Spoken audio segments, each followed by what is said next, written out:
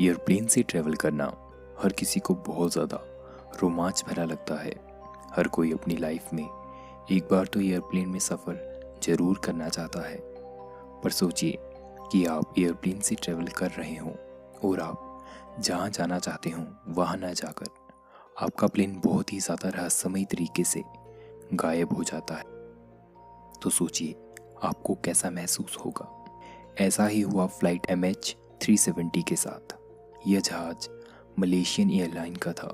इस फ्लाइट को Kuala Lumpur international airport से बीजिंग इंटरनेशनल एयरपोर्ट जाना था, पर यह फ्लाइट आज तक बीजिंग इंटरनेशनल एयरपोर्ट पर नहीं पहुंची है।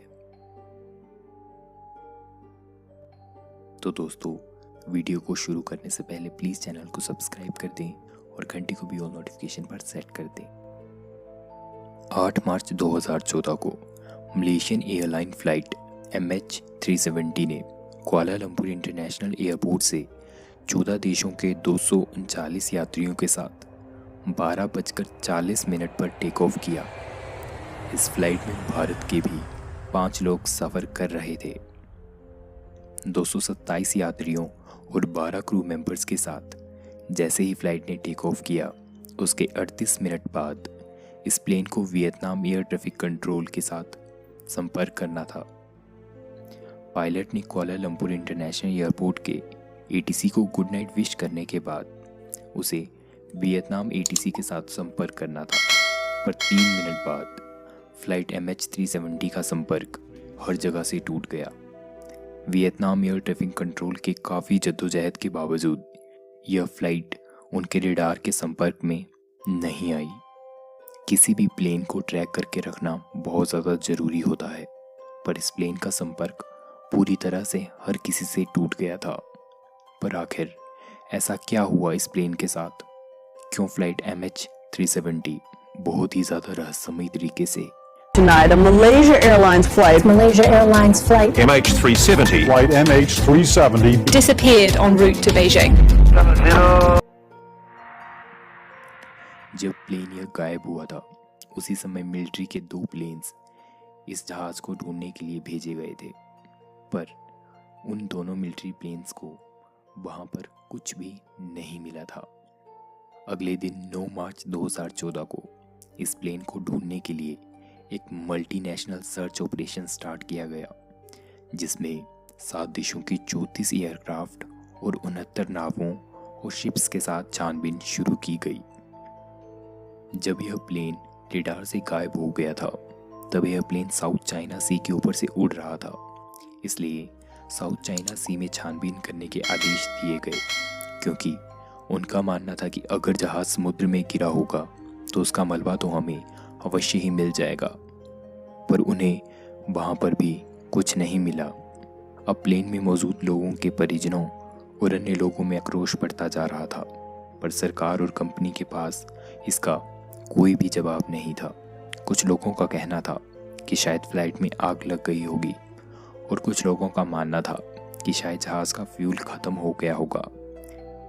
इस फ्लाइट में 49,100 किलो फ्यूल था, जो कि लगभग 8 घंटे तक उड़ सकता था। पर घटना के 3 दिन बाद मलेशिया के मिलिट्री रडार ने एक डेटा कैप्चर किया था। उस डेटा से पता चला कि इस प्लेन ने अपनी डायरेक्शन बीजिंग की तरफ नहीं बल्कि दूसरी ओर मोड़ ली थी। मिलिट्री रडार के डेटा से पता चला कि फ्लाइट ने मलेशिया ATC से संपर्क टूटने के कुछ समय बाद ही अपनी डायरेक्शन बदल दी थी। पहले यह साउथ वेस्ट की ओर मुड़ा और फिर साउथ ईस्ट की तरफ मुड़ा और फिर पेनांग आइलैंड के ऊपर से होते हुए अंडमान सी से 240 किलोमीटर आगे पहुंच गया था। पर इसके बाद मिलिट्री रडार का भी इस फ्लाइट से संपर्क टूट गया था।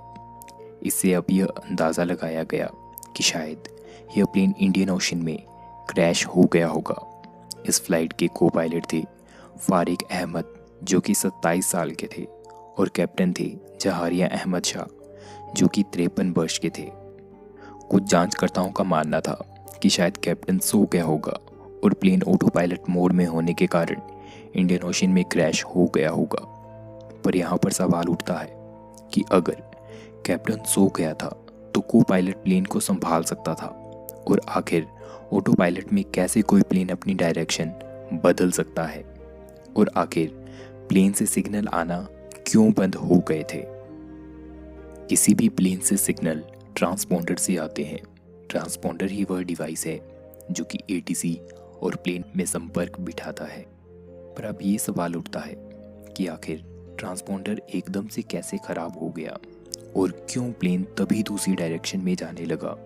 क्या पायलट ने जानबूझकर प्लेन का ट्रांसपॉन्डर बंद कर दिया था, या प्लेन हाईजैक हो गया होगा जिसमें पायलट से दबावपूर्ण ट्रांसपॉन्डर को बंद करने के लिए कहा गया होगा। इसके बाद इंडियन ओशन में 3 बड़े सर्च ऑपरेशन किए गए, पर 6 दिन की कड़ी मेहनत के बाद भी जांचकर्ताओं के हाथ कुछ भी नहीं लगा, क्योंकि इतने बड़े समुद्र में एक जहाज को ढूंढना बहुत ज़्यादा मुश्किल था। अब घटना के 16 दिन बाद इस प्लेन के बारे में एक और जानकारी मिली जिसे सैटेलाइट ने कैप्चर किया था। इस सैटेलाइट से आए डेटा से पता चला कि जब इस प्लेन का संपर्क मिलिट्री रडार से टूट गया था तो प्लेन ने उसके बाद फिर से एक बार टर्न लिया था और अगले 5 घंटे उसी डायरेक्शन में उड़ता रहा जब तक उसका फ्यूल खत्म ना हो गया हो, और उसके बाद यह प्लेन साउथ इंडियन ओशन में खो गया था। पर अब कई देशों ने मिलकर MH370 को खोजने के लिए कई सर्च ऑपरेशन किए, पर उन्हें वहां पर भी कुछ भी नहीं मिला। इसके बाद मलेशियन पुलिस ने अब सभी लोगों की हिस्ट्री का पता किया जो उस दिन उस फ्लाइट में सफ़र कर रहे थे, और उन्हें वहां पर 2 लोग नकली पासपोर्ट पर सफ़र करते मिले। पर अब इन पर ज़्यादा इन्वेस्टिगेशन करने पर पता चला कि यह दोनों लोग किसी भी आतंकी समुदाय के साथ संपर्क नहीं रखते थे। इसके बाद भी लगातार 3 साल तक कई बड़े सर्च ऑपरेशंस चलाए गए, पर आखिरकार साल 2017 में कोई भी सबूत न मिल पाने के कारण सरकार ने अपने घुटने टेक दिए, क्योंकि इन सर्च ऑपरेशंस में सिर्फ पैसे की ही बर्बादी हो रही थी और हाथ में कुछ भी नहीं लग रहा था। ऐसे में साल 2017 में इन सभी सर्च ऑपरेशंस को बंद कर दिया गया। पर फिर साल 2018 में एक प्राइवेट कंपनी ओशन इन्फिनिटी ने जनवरी 2018 को फिर से एक प्राइवेट सर्च ऑपरेशन शुरू किया, पर कुछ भी हाथ न लग पाने के कारण इन्होंने भी जुलाई 2018 को यह सर्च ऑपरेशन बंद कर दिया था। करोड़ों रुपए खर्च करने के बाद और तमाम जद्दोजहद के बाद भी सर्च एजेंसीज और सरकार के हाथ कुछ भी नहीं लगा था, सिवाय ढेर सारे सवालों के। पर आज भी यह सवाल उठना लाजमी है कि आखिर क्या हुआ फ्लाइट MH370 के साथ। आखिर क्यों इस प्लेन ने अपनी डायरेक्शन बदल ली थी? क्या इसे हाईजैक कर लिया गया था?